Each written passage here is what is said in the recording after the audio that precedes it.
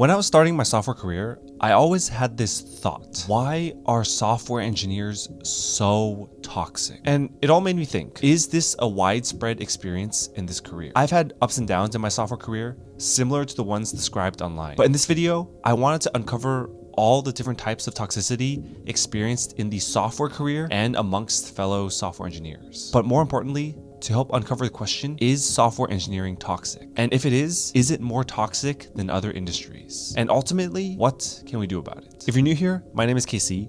I've been a software engineer for about 6 years, and my goal is to help people feel less alone in their software careers and in their lives. So let's talk about why it seems like tech is so toxic. All this is from extensive research from people online and my own experiences working in the industry for 6 years. And in general, there are a couple of reasons. The first, and maybe the most prominent reason, is gatekeeping. The dictionary defines gatekeeping as the activity of controlling and usually limiting general access to something. In this case, the feeling of toxicity comes from when senior engineers on your team are withholding information from you or withholding their own knowledge from you. In the tech industry, senior engineers can sometimes feel like enduring shitty experiences, long hours, tight deadlines, and a lot of stress is just a rite of passage to this career. And because of that, they can believe that you, the junior engineer, have to go through the same thing. And because certain people feel like they've done a lot to get into this field, there can be a level of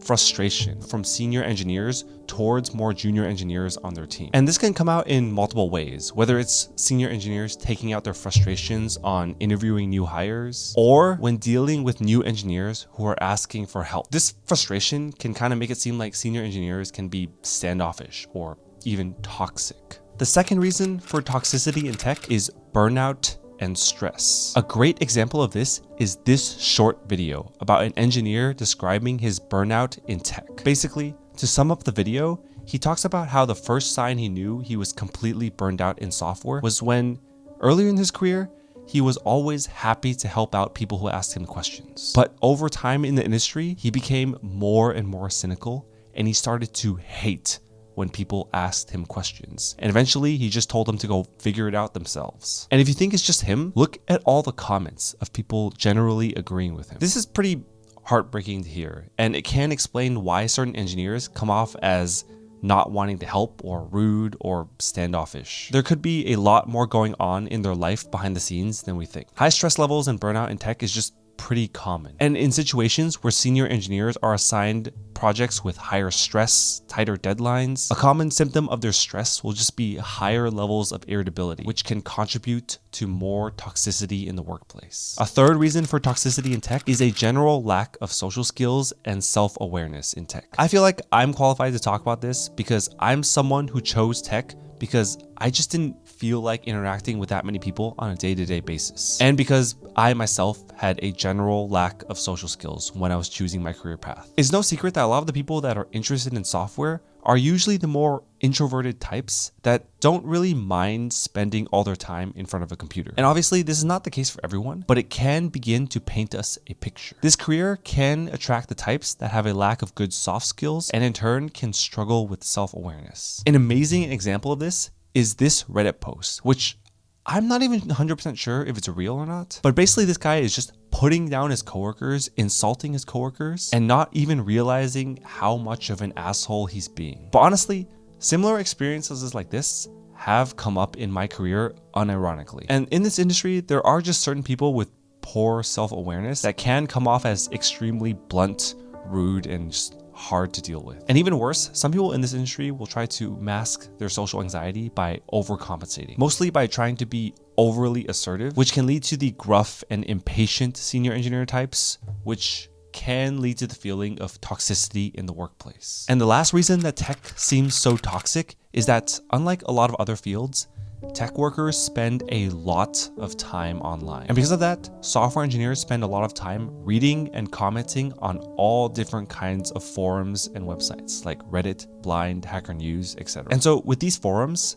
they are breeding grounds for some of the worst toxicity I have ever seen. This post I saw was a great example. It seems like a harmless enough post about some guy trying to get help on the Node.js subreddit, but instead of posting code, he just takes a picture of his console output. Obviously, it's not the best way to ask for help online, but I feel like if you saw this and you really wanted to help him, you would either tell him to post his code in a more readable and efficient way, or you would just ignore him because there's too much work required in getting the code from him. But instead, the post is just packed with people verbally abusing this guy. And this kind of stuff pops up online all over the place. There are even more examples. This person is spending all his time on Blind ranking companies into a tier list so that he can either feel better about himself or put other people down. And it's not even an isolated post either. Like, here's another one. But even worse is that in the tech industry, there are certain subsets of people online that are just obsessed with their total compensation and how much money they are making. On Blind, the phrase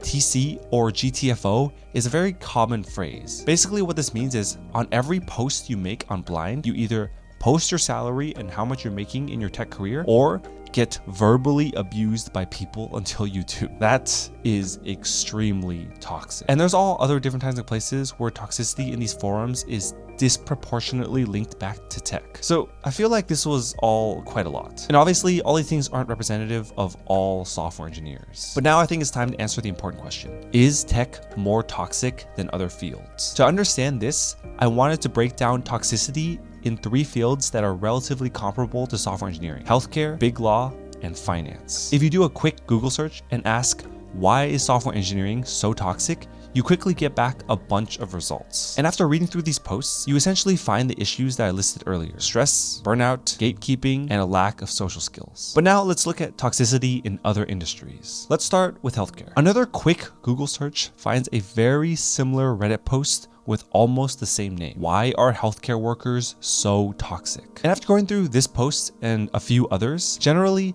healthcare has a large amount of toxicity for a number of reasons. Long hours, including 24-hour shifts, verbal abuse from coworkers, age discrimination, the fact that you were dealing with patients and people all the time. And again, most importantly, gatekeeping, where people more experienced in that industry will expect newer people in the industry to go through a level of pain because that's what they went through themselves, which can manifest in the older healthcare workers being unhelpful or rude. And we begin to see a pattern. All industries are subject to human nature. And with human nature, we will always have amazing people and we will always have extremely toxic people. Let's move on to law, specifically big law. Another quick Google search. Why is big law so toxic? The general consensus is that big law is toxic because it can be. Students graduating from law school all want to work for big law firms because they pay the most money. And because of this, the firms have a large amount of leverage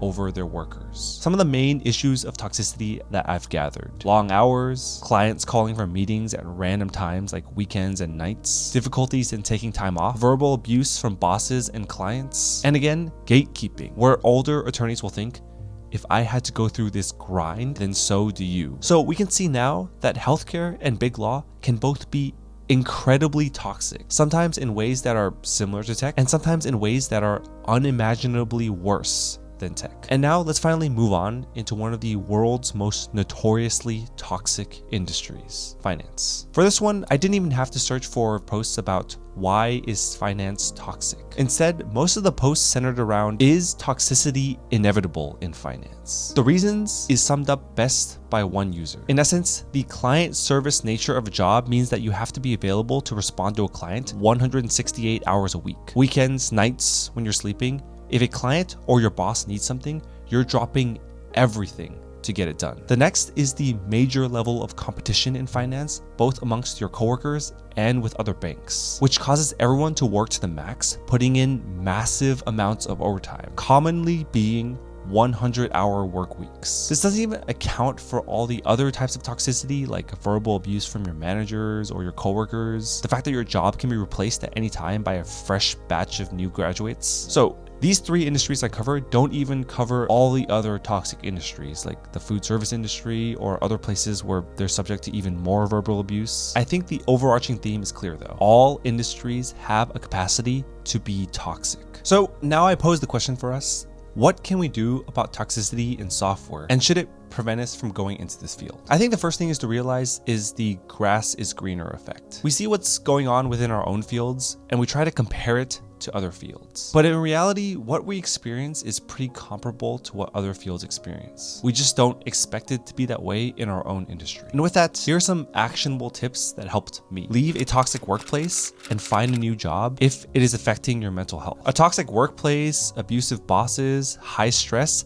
can have long-term effects on your health. And over long periods of time, they will cause you problems. If you feel like your work situation is unsolvable, take steps to try and find a new job and try to get out quickly. Set boundaries for yourself. Setting boundaries comes in multiple fashions. The first is to take a break from social media. Being online all the time and seeing all these negative posts all the time can have a negative effect on your mental health. It's up to you to put yourself first. And the second boundary is to be strict about working 9 to 5 at your jobs. If you want to work outside of hours for your job, then that's great. But if you don't feel pressured to do it, because if you don't feel like you want to, over time, the pressure will erode your health. Avoid difficult coworkers if possible. If you have difficult coworkers to ask questions from or get help from, just try and avoid them because you're just causing yourself mental stress trying to deal with them. And the easiest thing to do is just keep your distance. But it's not always possible to completely avoid people at work. So in those cases, if you need to work with difficult coworkers,